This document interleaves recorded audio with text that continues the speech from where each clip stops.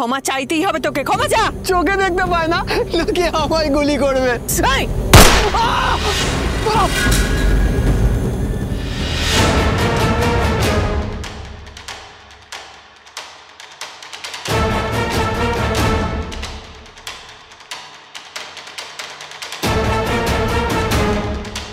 শয়তান! বড় বাবা কি করছো এখানে অন্ধকারে? গুলির আওয়াজ শুনলাম, কি করছো? আরে আলোটা জ্বালাওনি কেন? বাবা, বড় বাবা কি হয়েছে বলো তো? হ্যাঁ, অন্ধকারে ড্রয়িং রুমে কি করছিলে? আপনি রূপার কাছে যান, রূপা ঘরে একা আছে।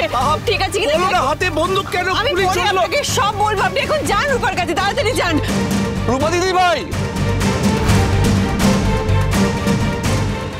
দীপা, দীপা, তুমি ঠিক আছো? দীপা দরজা রাখো। অবিনাশ, অবিনাশ, অবিনাশ, অবিনাশ, আপনি ঠিক আছেন? সুস্থ আছেন? হ্যাঁ, তাহলে ডাক্তারবাবু কোথায়? আমি তো বাড়ি চলে গেছিলাম। সূর্য বাড়ি আসেনি? মানে? বড় মামা, সূর্য বাড়িতে আসেনি? না বাবা, ডাক্তারবাবু তো বাড়িতে ফেরেননি। অবিনাশ, রুডি এখানে এসেছিল। রুডি বেঁচে আছে, ও মরেনি। ওর গলার আওয়াজ শুনে আমি ওর পায়ে গুলি করেছি।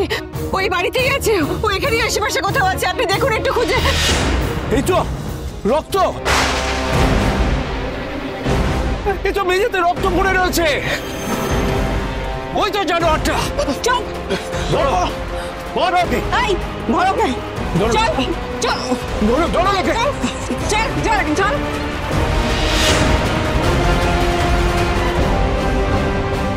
হ্যালো কৃষ্ণ, কৃষ্ণ তোমরা কোথায়? তুই ভাবতেও পারবে না বাড়িতে কি হয়ে গেছে। কোথায় তোমরা?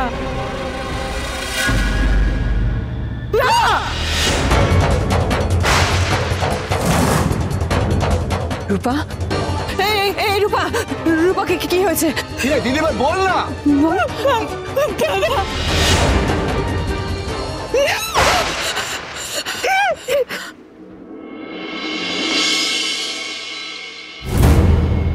আজকে আমি আপনাকে দেখতে পাচ্ছি ডাক্তারবাবু।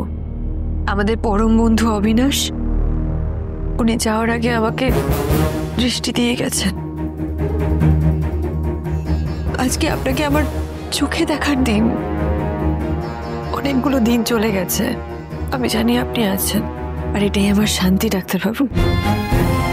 আর আমি এটাও জানি আপনি আমার সব কথা শুনতে পাচ্ছেন। জানেন ডাক্তারবাবু, আমাদের মেয়ে রূপা আজকে হসপিটালে ভর্তি হয়েছে। আজকে আমাদের মেয়ের সন্তান আসবে। আজকে আমাদের অনেক আনন্দের দিন ডাক্তারবাবু, খুব আনন্দের দিন। আপনি নিশ্চয়ই সোনার কথা ভাবছেন। ভাববেন না, সোনাও খুব ভালো আছে। ও আর একা নেই। জানেন ডাক্তারবাবু, এই যে আরিয়ান, মুম্বাই সেই আরিয়ান, এখন সে অনেক বড় হয়ে গেছে। ও এখন বড় ডাক্তার, আপনার সার্জারিও করেছে।